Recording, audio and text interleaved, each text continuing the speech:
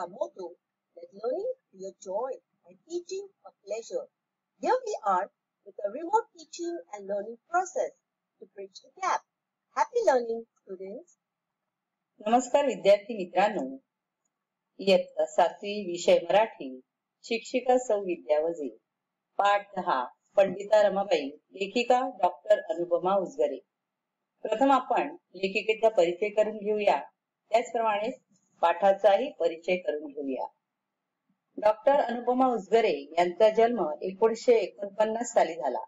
प्रसिद्ध लेखिका, सांगी, पश्चात हे काव्यसंग्रह, चांदणचुरा ललित लेख संग्रह, पंडिता रमाबाई, लक्ष्मीबाई टिळक, विष्णुशास्त्री चिपळूणकर इत्यादी चरित्रात्मक लेखन, तसेच महाराष्ट्राचा खाद्य संस्कृती कोश प्रसिद्ध.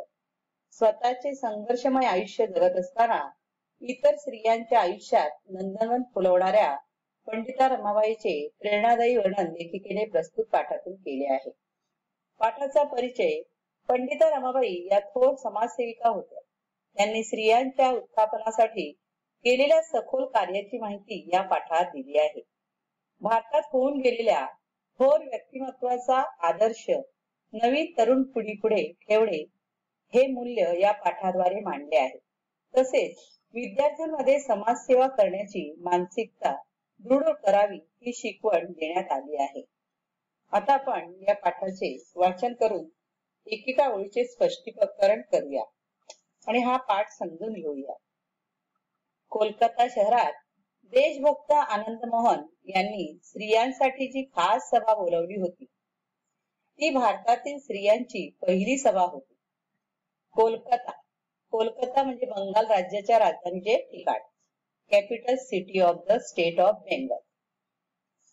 या शहरामध्ये, या सिटीमध्ये देशभक्त म्हणजेच काय की देशावर प्रेम करणारे, देशाची सेवा करणारे, पॅट्रियोटिक असे जे आनंद मोहन, या देशभक्ताचं नाव आहे आनंद मोहन, यांनी स्त्रियांसाठी जी खास सभा बोलावली होती. स्त्रियांसाठी म्हणजेच काय, वुमन साठी एक खास म्हणजे स्पेशल बैठक, सभा म्हणजे बैठक, मीटिंग. ती भारतातील स्त्रियांची पहिली सभा होती. ही जी सभा होती ती सभा म्हणजे काय की भारतातील स्त्रियांची, इंडियन वुमनची पहिली मीटिंग होती, फर्स्ट मीटिंग होती.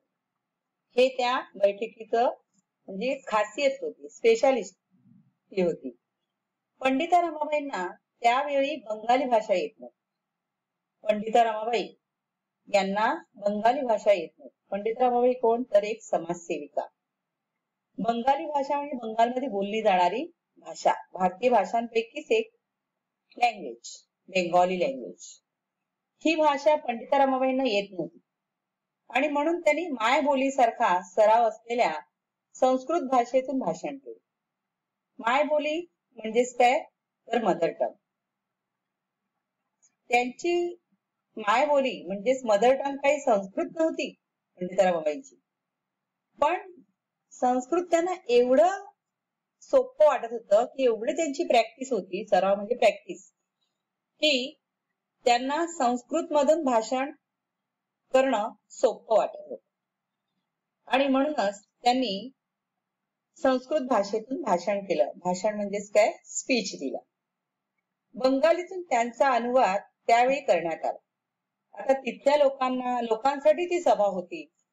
तिथल्या लोकांना रमाबाईंचा जे काही मत आहे किंवा जे काही विचार आहेत ते तिथल्या लोकांना समजावे म्हणून एक बंगालीतून अनुवाद करणारा, अनुवादाचा अर्थ काय, ट्रान्सलेशन, भाषांतर.